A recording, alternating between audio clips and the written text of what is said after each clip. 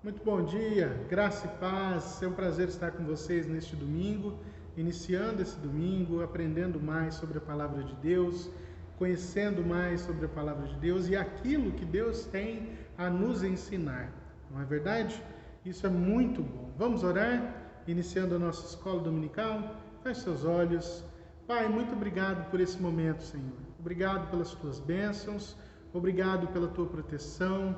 Obrigado porque o Senhor é um Deus zeloso, é um Deus amoroso e nos salvou, ó Deus, através de Cristo Jesus.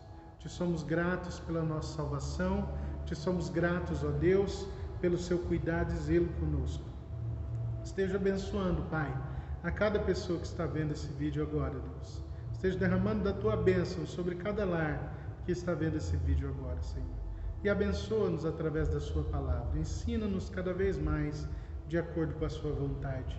Nós te louvamos, Senhor, em nome de Jesus. Amém. Queridos, eu quero compartilhar com vocês nesta manhã a palavra que está em Apocalipse, capítulo 5, apenas o versículo 9.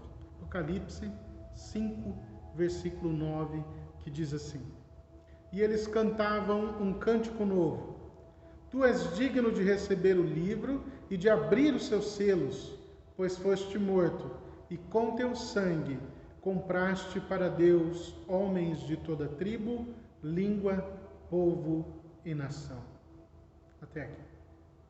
Queridos, diante dos acontecimentos do início agora desse mês, essa é a primeira semana, né, do mês de junho, se faz necessário que a gente reflita um pouco na nossa vida, na nossa situação, não é, de como está o nosso mundo, esse mundo no qual nós vivemos. E qual é o nosso papel enquanto cristãos, não é? Diante de tudo isso que vem acontecendo? Por causa da morte de um homem negro, não é? Vários países do mundo se uniram na luta contra o racismo.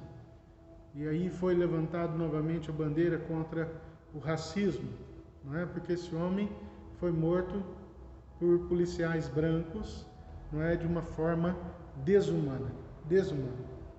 E aí, se não bastasse isso, aqui no Brasil também, uma criança cai do 9º andar por negligência, por falta de cuidado, não é, cai de um prédio do 9º andar, vindo a morrer.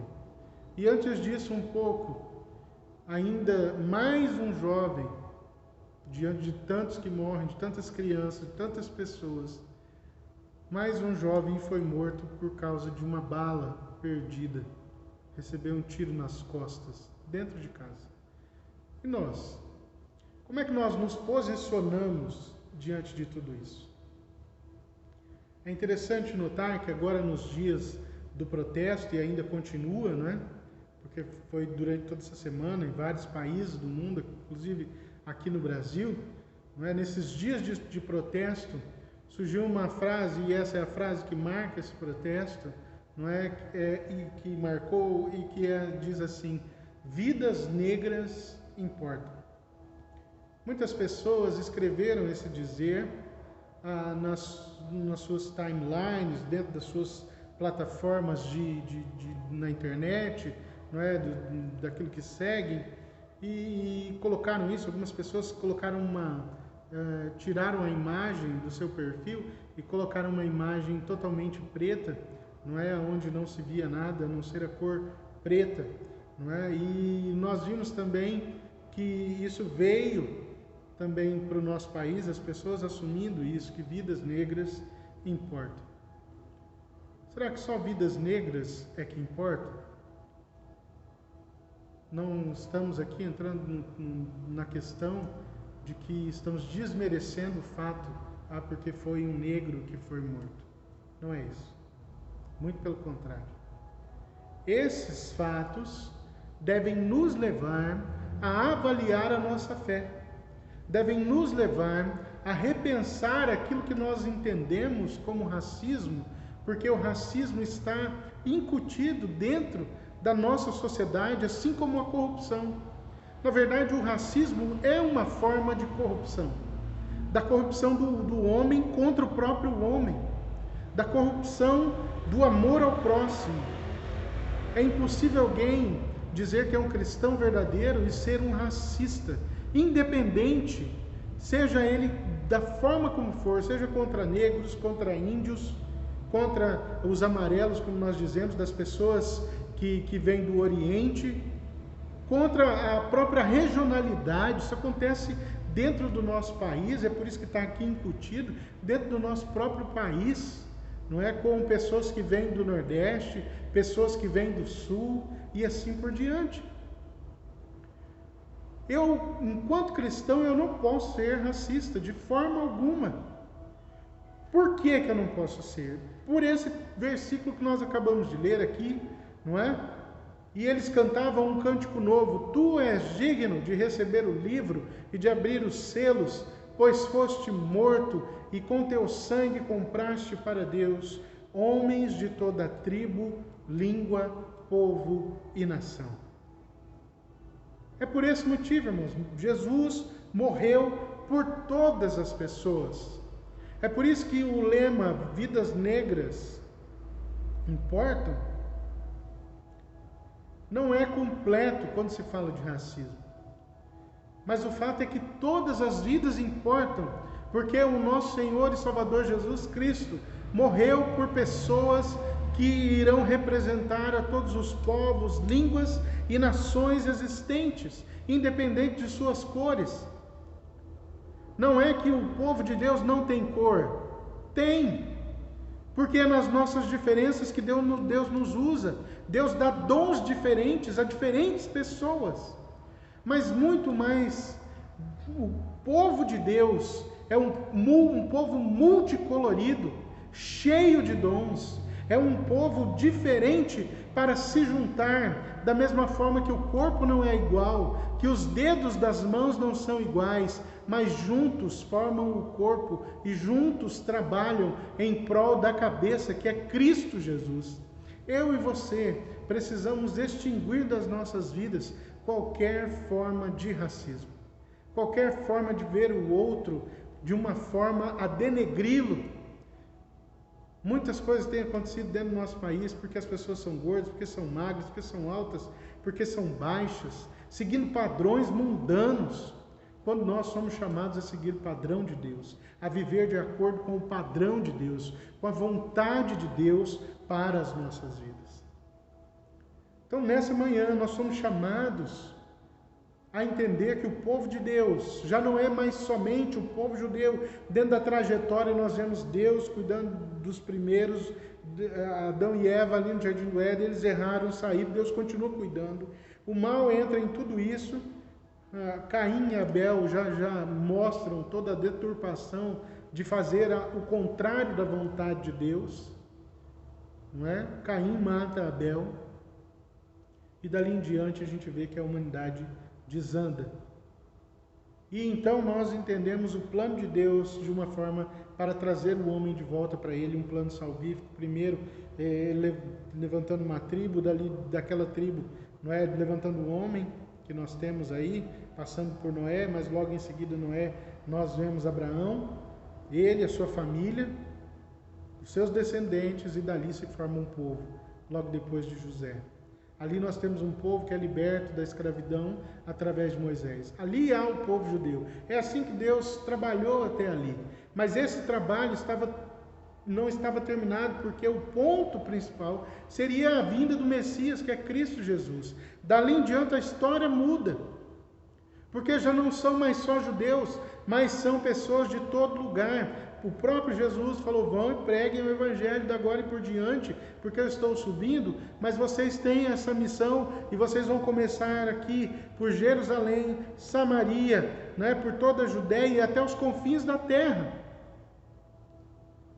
Já não é mais somente para judeus, mas são para os gentios também, aqueles que não eram enquadrados dentro do povo judeu, mas toda e qualquer pessoa, todo qualquer lugar onde houver alguém, deve ser anunciado esse Evangelho, e aqueles que se converterem a mim, estes farão parte do meu povo agora. Então não há exclusividade mais, mas o povo de Deus, a partir de Jesus, deixou de ser judeu para ser um povo de várias cores e nacionalidade, formado através da água e do Espírito, do novo nascimento que só ocorre naqueles a quem Deus toca, a quem Deus chama. De que forma, então, nós devemos nos posicionar enquanto cristãos? Os cristãos devem se posicionar a favor da vida sempre, sem distinção de cor, sem distinção de raça, sem distinção de regionalidade, não é? E por que não dizer até mesmo de credo, não é? Porque aqueles que creem diferente de nós merecem todo respeito, porque, embora não estejam em Cristo, são feitos à imagem e semelhança de Deus. Uma imagem e semelhança manchada pelo pecado, como eu e você. A nossa diferença para os outros é que Cristo nos chamou, Cristo nos levou à conversão. Mas todos nós merecemos a morte, merecíamos a morte. Mas Cristo, pela sua graça, pela sua misericórdia, Deus, no seu infinito amor pelo mundo, por cada um de nós, aos quais Ele chamou, nos deu Jesus para morrer no nosso lugar, para que assim nós fôssemos salvos, para que assim nós nos reaproximássemos de Deus, porque nós somos incapazes de nos voltarmos para Deus por nós mesmos, por causa do pecado que há em nós. Então, diante de tudo isso, nós precisamos entender, não é? E dizer que nós sempre somos a favor da vida. Toda vida importa. E então, diante disso, nós devemos proclamar as boas novas de salvação a todas as pessoas, para que mais e mais pessoas se acheguem a Cristo, tenham um encontro verdadeiro com Cristo, para que mais e mais pessoas elas possam conhecer o verdadeiro amor, possam conhecer a verdadeira vida que há somente em Jesus Cristo. Não essa vida do mundo, uma vida sem sentido muitas vezes, uma vida onde jamais ela é preenchida verdadeiramente, porque só Jesus é capaz de nos preencher, só Jesus é capaz de nos dar vida e vida abundante. Nós devemos pregar o Evangelho, nós devemos levar o Evangelho a todas as pessoas, porque o amor de Deus é para todas as pessoas, independente da cor, da raça e do credo. O amor de Deus é para todos, para que as pessoas entendam que para Cristo todas as vidas importam, que para Jesus cada pessoa é importante. Cada pessoa é importante, independente da sua cor. Então, seja sal e luz, porque é para isso que nós somos chamados, para sermos sal e luz. Onde nós estivermos, seja sal e luz, seja o bom perfume de Cristo, faça a diferença. Amém? Vamos orar? Senhor, Tu sabes, ó Deus, o quanto a sociedade está perdida, Pai. Quanto a humanidade tem se perdido em si mesma, buscando a si mesma, Deus. E nessa busca desenfreada, a única coisa que conseguem fazer longe de Ti é causar o mal, é causar o distanciamento, é causar a solidão, é causar a tristeza, a mágoa, a destruição do outro, ó Deus. Por isso, Pai, em nome de Jesus, nós clamamos para que o Senhor avive a sua igreja, a fim de que nós tenhamos intrepidez para falar da Tua palavra, para pregar o Teu Evangelho a todas as nações, Senhor, como é a vontade do Senhor para as nossas vidas. Que nós, ó Deus, sejamos renovados nesta manhã pelo Teu Espírito, a fim de que nós sejamos verdadeiros anunciadores do Teu Evangelho transformador, Senhor. Queremos pedir, ó Deus, que a Tua bênção, a Tua graça, a Tua misericórdia seja derramada sobre os nossos irmãos, sobre o nosso país, sobre os países vizinhos, Senhor, que têm sofrido pela pandemia. E além da pandemia, todo esse mal causado, ó Deus, pelo racismo. Senhor, em nome de Jesus, nós sabemos que o Senhor tem um propósito para tudo, tem um plano perfeito em tudo. E o Senhor usa as situações das nossas vidas para a Tua glória. que esse tempo de pandemia, que tudo isso que temos passado não seja em vão, mas sirva, Deus, para o aprimoramento da fé de todos os irmãos, ó Deus, que creem em Ti. Sirva, ó Deus, para o crescimento espiritual. Sirva, ó Deus, para a transformação do nosso mundo, até que o Senhor venha. Abençoa o Teu povo, abençoa a nossa igreja, transforma a nossa igreja, aviva a nossa igreja, Senhor. É o que te pedimos nesta manhã, em nome de Jesus. Amém e amém. Glória a Deus. Queridos, nós continuamos estudando ainda a questão da nossa moral, da ética, né? Que nós devemos ter, que é a ética de Deus. Somos pautados pela ética de Deus. A nossa revista, ela tem o nome de Inteligência Moral, não é? Nós devemos buscar a sabedoria de Deus para que nós sejamos regidos pela palavra de Deus na forma de nos conduzirmos aqui, de tratarmos o próximo e de nos relacionarmos enquanto cidadãos dos céus aqui na terra. Não é? Porque nós somos chamados a uma nova pátria, né? Na cidade celestial, na pátria celestial, mas nós estamos aqui. E enquanto nós estivermos aqui, nós devemos fazer todo o esforço para que nós sejamos sal e luz, como eu falei agora há pouco. Não é? Então, quando nós olhamos aqui a nossa lição de hoje, nós estamos na 11ª lição, que tem por tema pastoreando a família. Muito importante isso, que você realmente grave isso, não é? Pastoreando a família, certo? Então, a lição 11, você que tem a revista, você pode acompanhar aí na sua casa com a revista. Você que não tem a revista, mas tem acompanhado a nossa escola dominical, você também é capaz de ouvindo atentamente, você acompanhar a lição de hoje, que, a meu ver, é muito importante, irmãos, muito importante, não é? Pastoreando a família, pastoreando a família. O texto básico dessa lição hoje está em 1 Timóteo, primeira carta de Paulo a Timóteo, capítulo 5, o versículo 8. 1 Timóteo 5, versículo 8, certo? Que diz assim, lembrando que a nossa versão utilizada aqui na igreja é a nova versão internacional, certo? Então, 1 Timóteo 5, 8 diz assim, se alguém não cuida dos seus parentes, e especialmente dos de sua própria família, negou a fé e é pior que um descrente. Vamos ler novamente? Se alguém não cuida de seus parentes, e especialmente dos de sua própria família, negou a fé e é pior que um descrente. Olha isso. A lição, então, vai nos levar para pensarmos em como temos cuidado da nossa família. Eu não estou falando, se você tem cuidado bem, é de acordo com a palavra de Deus, de como Deus dirige a família e como Deus deseja que as famílias cristãs sejam. Serve também até mesmo para dar um rumo a você que talvez esteja andando longe de Deus, esteja caminhando longe de Deus, ou esteja pensando em se casar, mas pensando em estruturar a sua casa, estruturar a sua família longe de Deus, longe dos preceitos de Deus. Não é? Quem é o responsável pela decadência familiar, pela decadência da família nos nossos tempos? Como é que nós restauramos a nossa família?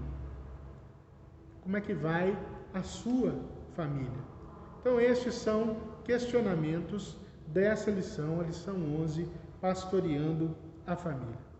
Sociólogo e historiador Carl Zimmermann, não é? Ele, no livro Família e Civilização, do ano de 1947, quando ele publicou esse livro, não é? Ele publicou as suas profundas observações sobre a relação familiar, não é? Que estavam acontecendo, que estavam desintegrando, não é? A várias culturas Ele, como sociólogo, avaliava a sociedade, né? Então ele começou a fazer um paralelo para ver quais eram os pontos, os motivos que levavam aquela sociedade ao declínio, né, da vida familiar.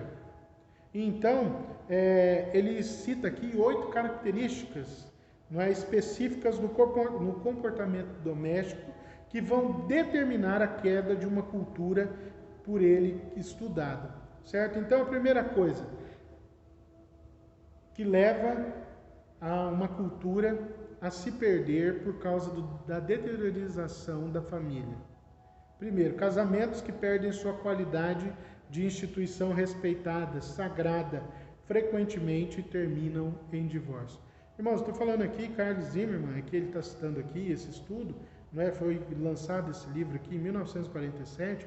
Carl Zimmermann é um sociólogo de Harvard, que trabalhava para Harvard, certo? Então, há fundamento e há uma coerência em tudo isso aqui, até mesmo para que, mas você vai falar só da Bíblia. Não, estou usando dados de um sociólogo, não estou dizendo que ele era cristão, nada disso. Provavelmente seria, mas o fato aqui que eu estou levantando e que a própria lição levanta é que são dados sociológicos, estatísticos, estudados, certo? Então aí, casamentos que perdem a sua qualidade de instituição respeitada, ou seja, sagrada, frequentemente terminam em divórcio.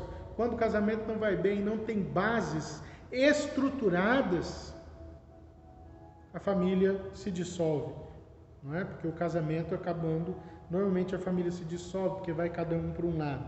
Segundo, o significado tradicional da cerimônia do casamento se perde quando a sociedade vai decaindo, não é? Essa questão do casamento, ela se perde.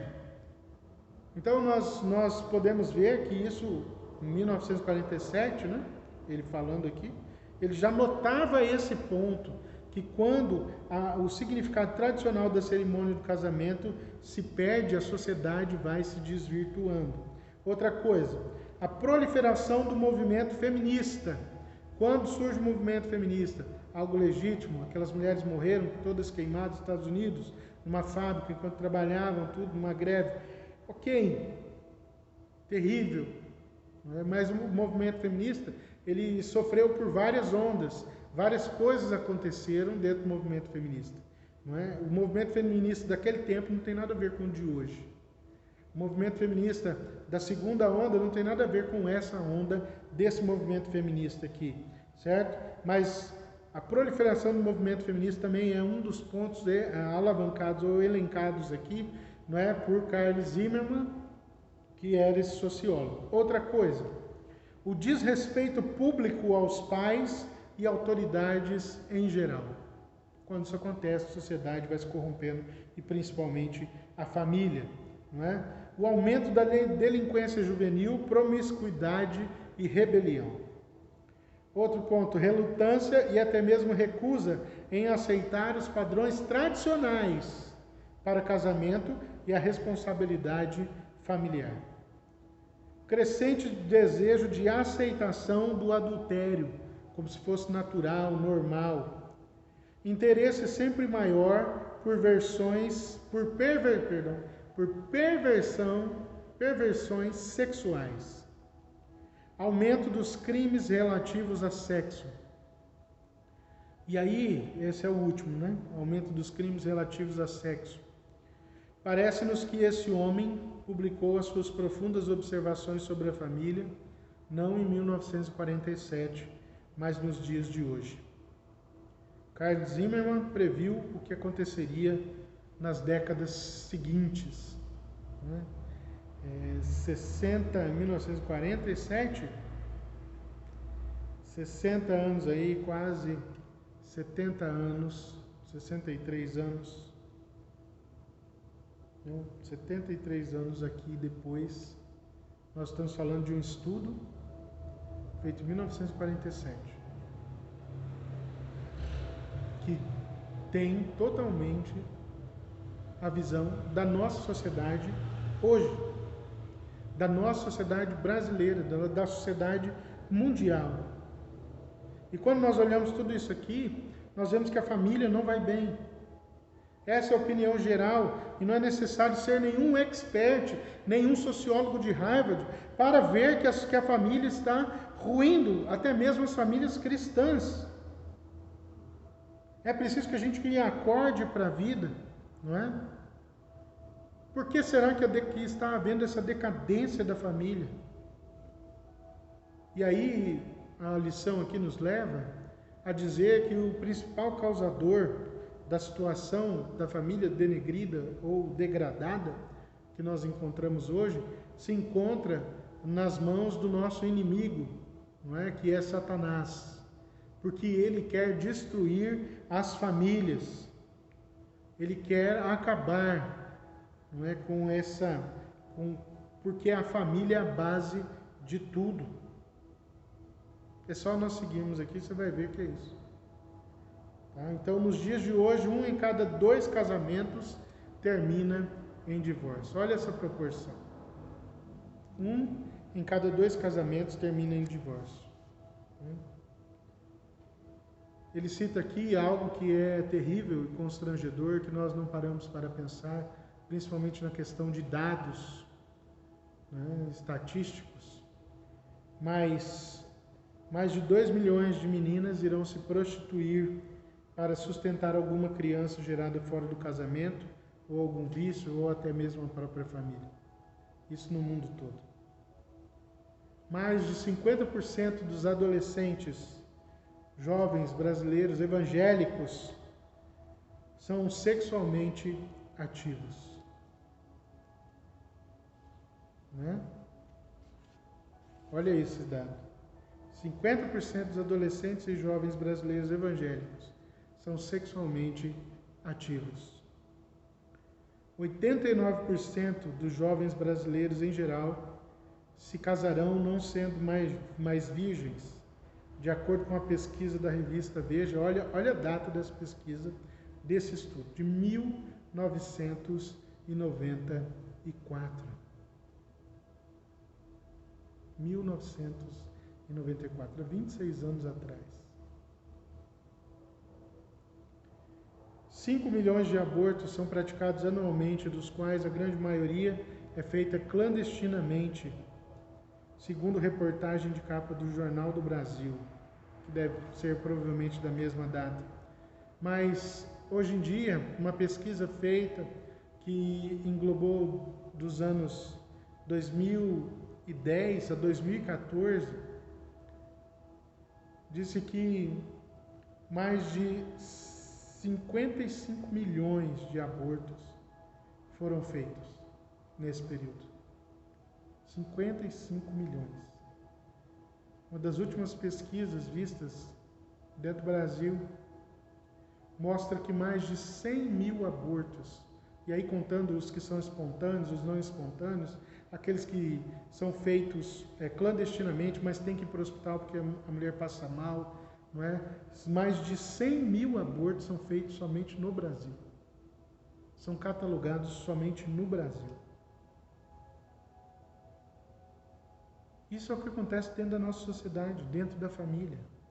Uma criança que assista, nesse termo aqui da nossa revista, que assista 2 horas de televisão por dia, até atingir a maioridade, terá aproximadamente tomado contato com 15.184 piadas sobre sexo, 96.798 cenas de nudez e mais de 163 mil tiros, além de ter presenciado mais de 130 mil assassinatos através de filmes, novelas e assim por diante. Desenhos. Né?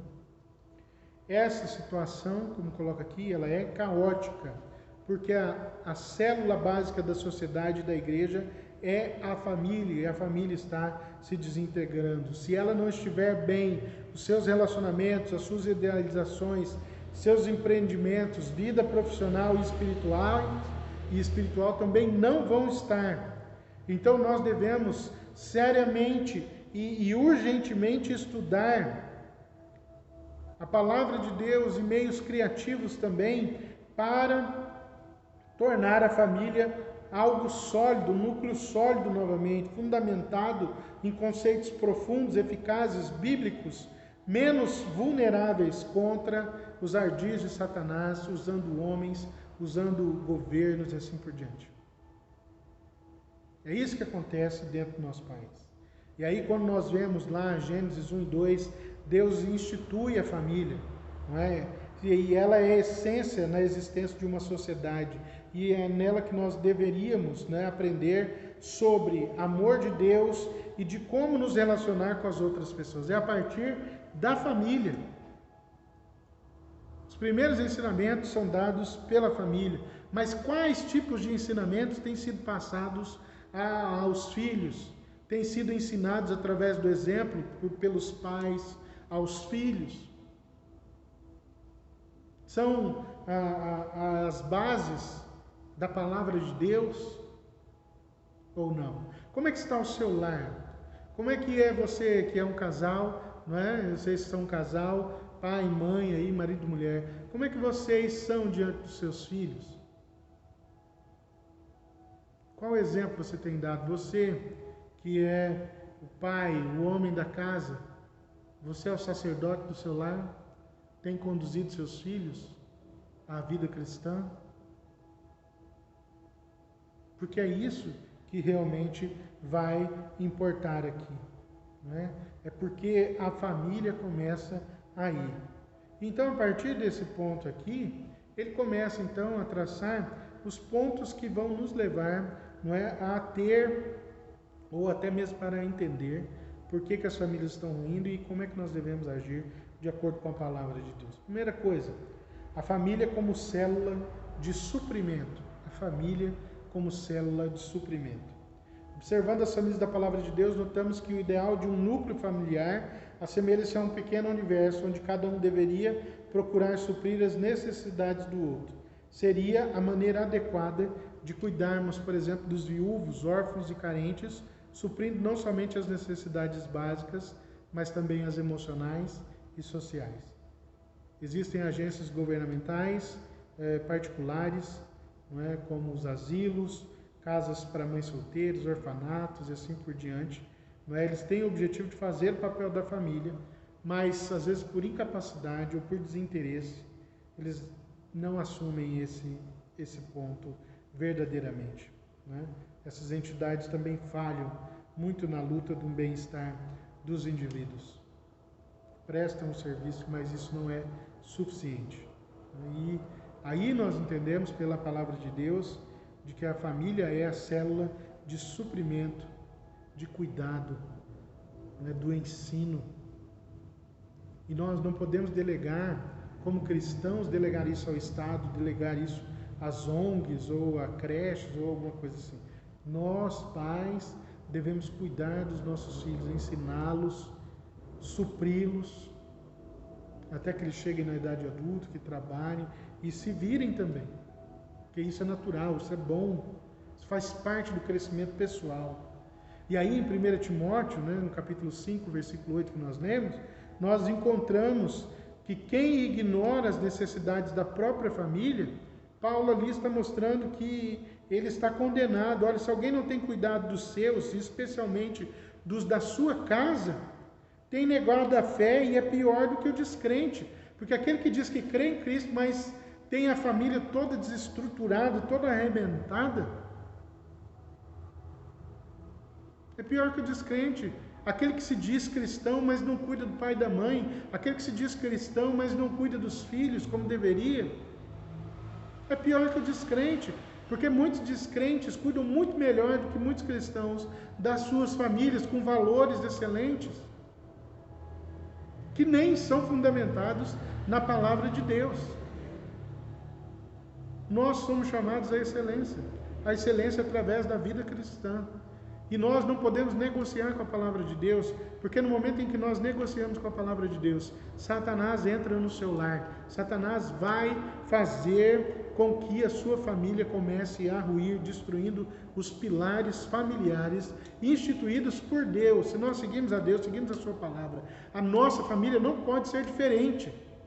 Os padrões morais não podem ser diferentes dos padrões morais exigidos por Deus. Não podemos ser coniventes com o mundo, não podemos aceitar o que o mundo fala para nós. Se estiver contra a palavra de Deus, nós não podemos aceitar. Então, seja duro, no sentido de resistência. Não queira, nesse momento, ser maleável, aceitando as coisas, porque você estará indo para longe de Deus e levando a sua família com você. Então é preciso tomar muito cuidado. A família, ela é a célula de suprimento, é aquela que supre as necessidades uns dos outros. É assim que tem que ser. A família também, ela é o campo de treinamento. A família é o campo de treinamento onde nós deveríamos aprender a nos relacionar com cada uma das outras esferas da vida. 1 Timóteo 5,12 diz assim: não repreendas ao homem idoso, antes exorta-o como a pai, aos moços como a irmãos, às mulheres idosas como a mães, às moças como a irmãs, com toda pureza. Se como adultos nós temos dificuldades nos nossos relacionamentos interpessoais, provavelmente isso está fundamentado dentro do nosso lar, que nós deveríamos ter aprendido dentro do lar. Até voltando um pouco no assunto que nós meditamos na palavra de Deus agora no início, não é, falando a respeito do preconceito, a criança não é preconceituosa, ela não tem problemas com o diferente, com o outro. Mas quando os pais são racistas e preconceituosos, aquela criança ela vai crescer absorvendo esse racismo. E assim por diante. Se o lar é um lar promíscuo, cheio de piadas, não é, de piadas infames, né, dessas sujas,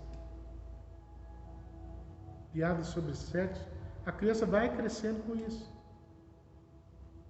Crianças que crescem num lar onde as pessoas falam palavrões, elas falarão palavrões e falarão normalmente, que elas acharão que aquilo é naturalmente, que é normal, que é tudo normal. Agirão naturalmente, porque para elas aquilo é normal, foi aquilo que elas aprenderam. Se o pai bate na mãe e o menino vê aquilo, ou ele crescerá com raiva do pai, que é muito provável, ou ele também vai reproduzir esse tipo de comportamento quando ele crescer, até mesmo de uma forma involuntária, porque aquilo estará incutido no coração e na mente dele. Então, por isso que é perigosíssimo. A família, ela é o campo de treinamento. Nós devemos aprender no lar a como tratar o outro, a respeitar o outro, a respeitar a hierarquia, a respeitar a questão das pessoas mais velhas. Os idosos hoje são jogados como carcaças velhas, né? Não tem valor. Em muitas culturas fora do nosso país, e até mesmo algumas décadas atrás, os idosos tinham o valor que deveriam ter hoje, o valor da sabedoria adquirida através da vivência.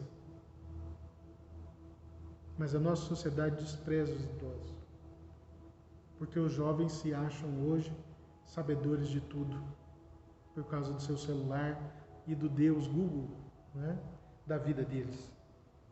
Então a família, ela é o lugar de treinamento para a vida adulta de um jovem. É através dos nossos exemplos que a criança, o jovem, vai vendo as coisas. Nós devemos compreender a situação pela qual a família atravessa. O nosso objetivo primordial deve ser a sua restauração. O foco deve estar voltado à família.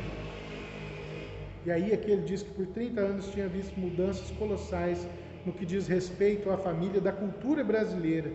Né? Para que possamos servir eficazmente as famílias, temos que compreendê-las. E aí ele destaca aqui para nós duas coisas. Primeiro, a mudança de uma nação, e isso são dados sociológicos, que às vezes parece que não, a gente não lembra muito, não é tal, mas a mudança da nação rural para a urbana, esse êxodo rural que ocorreu nas décadas anteriores, né?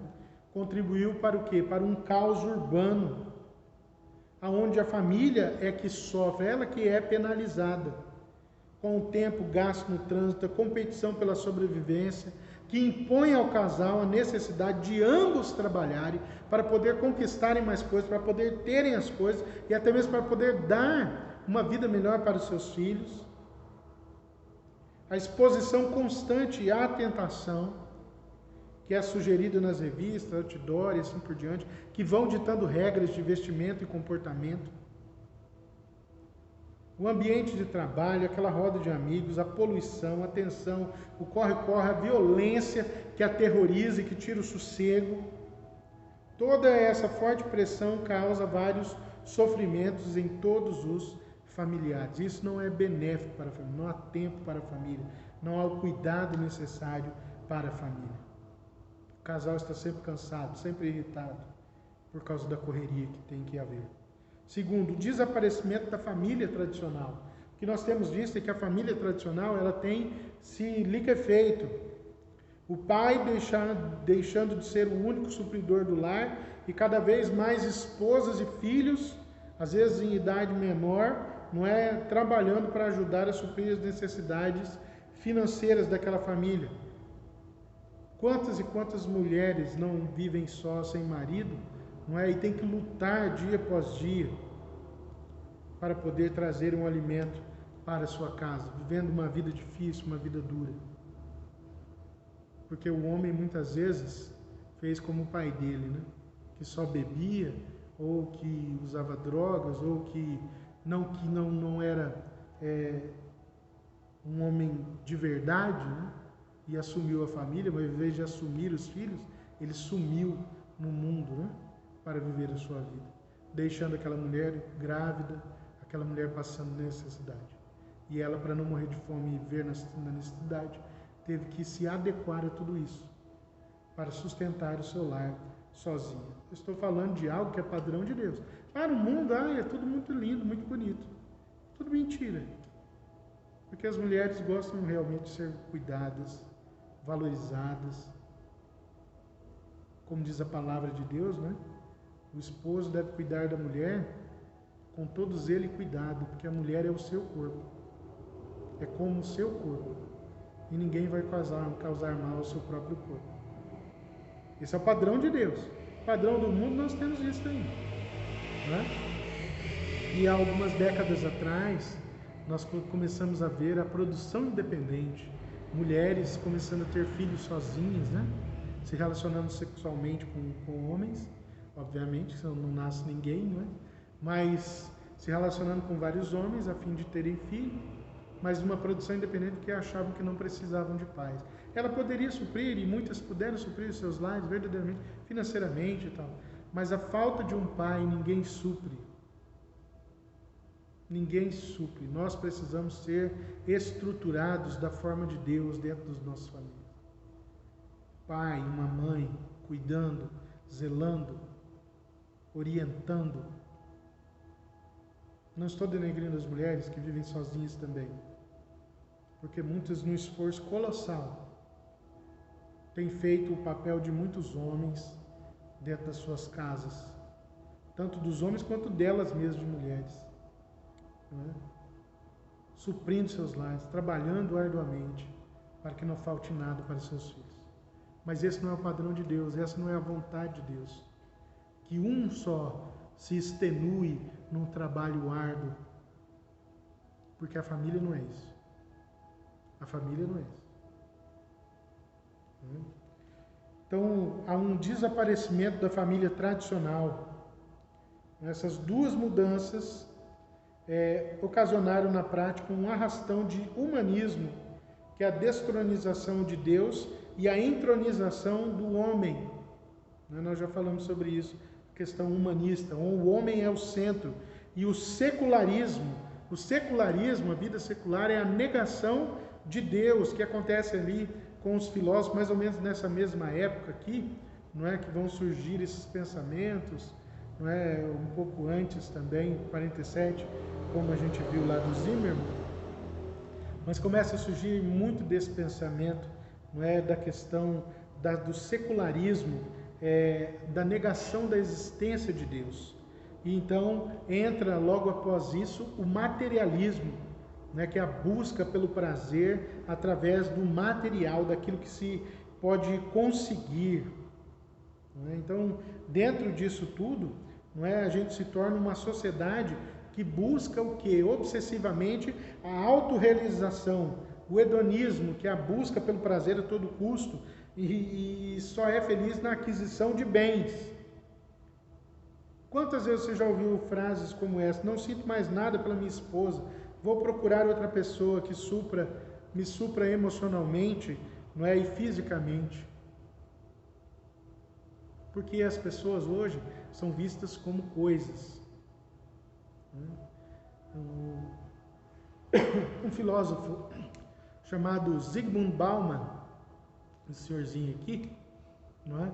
Ele tem vários livros, mas sempre tratando dessa mesma questão, da liquefação dos relacionamentos humanos na nossa sociedade. Ou seja, ele tem um livro intitulado Amor Líquido, que fala dos relacionamentos, que os relacionamentos se tornaram líquidos dentro da nossa sociedade. Nada é para sempre, nada é duradouro, nada é sólido, mas tudo é líquido e muda de acordo com a vontade humana, muda de acordo com aquilo que eu quero retirar do outro, sugar do outro. Quando o outro não tem mais nada a me dar, então eu o descarto como algo a ser jogado fora, como lixo. Esse é o padrão de comportamento que nós encontramos hoje dentro da nossa sociedade.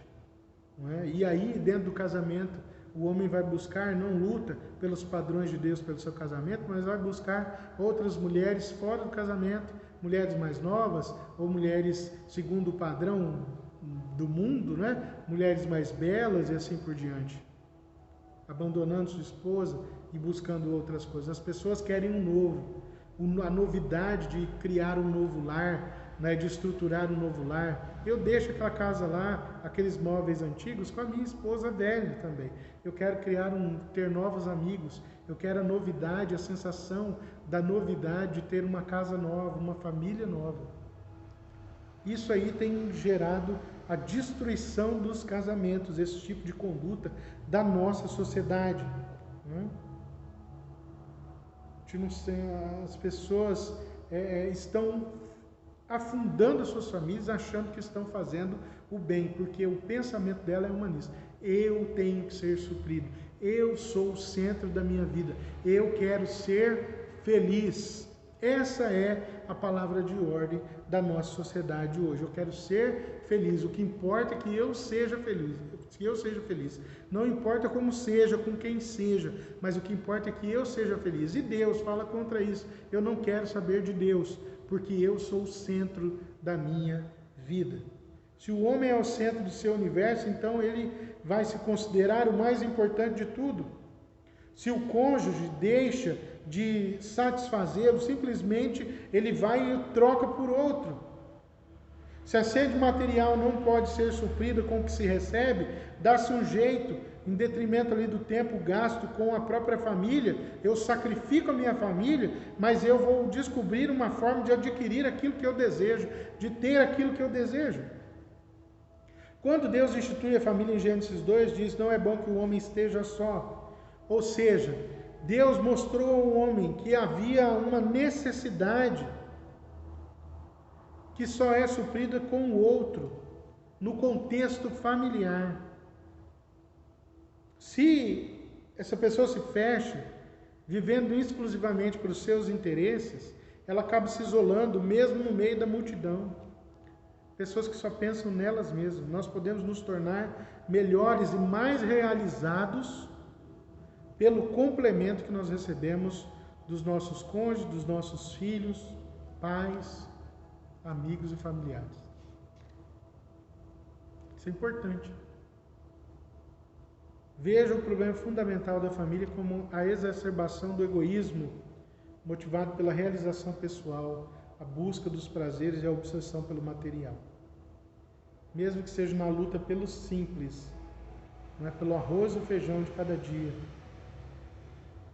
O coração do homem às vezes funciona da mesma forma, de forma egoísta. Então é preciso tomar muito cuidado, porque a família tradicional está desaparecendo. Então, em 3, ele vai começar agora a falar dos problemas nas famílias. Além desse que já elencou, ele vai elencar aqui outros problemas nas famílias. Outros problemas sérios nas famílias são: os meninos crescem em uma sociedade machista sem bons modelos de como exercer uma liderança bíblica. Por não serem amados, não aprenderem a amar suas esposas e nem suprir as suas necessidades emocionais, tendo em vista só a questão de receberem. É isso que eles querem, né? Então a sociedade machista, ela é indicada pelo ruir da família nos moldes cristãos. É isso que eu estou dizendo. Não estou dizendo também que toda família cristã é um exemplo, porque muitas famílias cristãs, muitos pais eram machistas ao extremo, faziam muito mal aos seus filhos, até mesmo às suas esposas, e no domingo estavam lá orando e levantando suas mãos, vivendo totalmente de forma errada. De forma errada, muitas pessoas vivem hoje da mesma maneira. Então, nós não podemos tomar isso como um exemplo, mas isso deve ser aprimorado, deve ser falado sim. Como cristãos, o meu padrão de vida não é o padrão do mundo, mas é o padrão de Deus. E o machismo não combina com o cristianismo, porque nós somos levados realmente a cuidarmos das nossas esposas, como se fosse o nosso próprio corpo. É isso que diz a palavra. Elas merecem honra, cuidado. É isso que está escrito na palavra de Deus. Segundo aqui, devido ao total desconhecimento e a um mal entendido do significado da palavra respeito e submissão bíblico, acrescido ao engano do feminismo, muitas mulheres estão rejeitando a ideia de seguir a liderança dos maridos, na questão de que o marido é o cabeça, não é? E por outro lado também há maridos que não assumem a liderança, não lhe dando outra alternativa. Elas são obrigadas então a buscarem ser a liderança da casa. A consequência é que se encontram duas pessoas egoístas no lar, cada uma lutando pelos seus próprios interesses e direitos. É isso que acontece. Homem e mulher caminham juntos, crescendo juntos, um apoiando o outro. O marido deve ser o cabeça da família, como diz a palavra de Deus. A esposa é aquela que tem uma missão junto. Não é a submissão que nós vemos pelo mundo, onde há a subserviência do outro, né? Onde ela é o capacho do marido. Não é isso.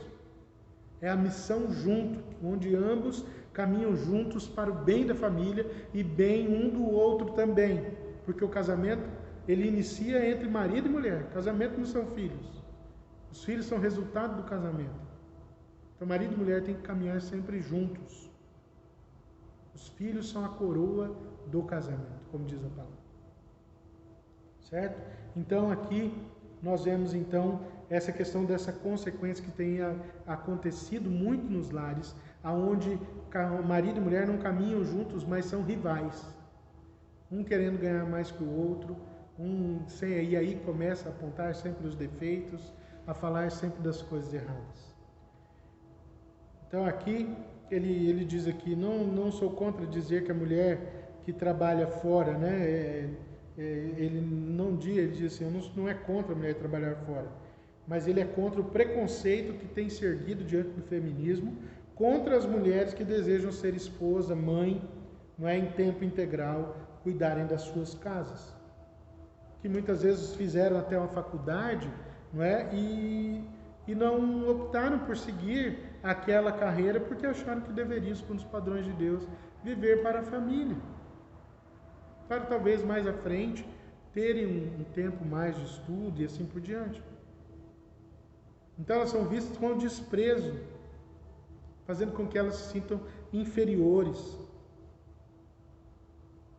Sei que muitas e muitas mulheres hoje, se pudessem parar de trabalhar para apenas ficarem nos seus lares, fariam isso.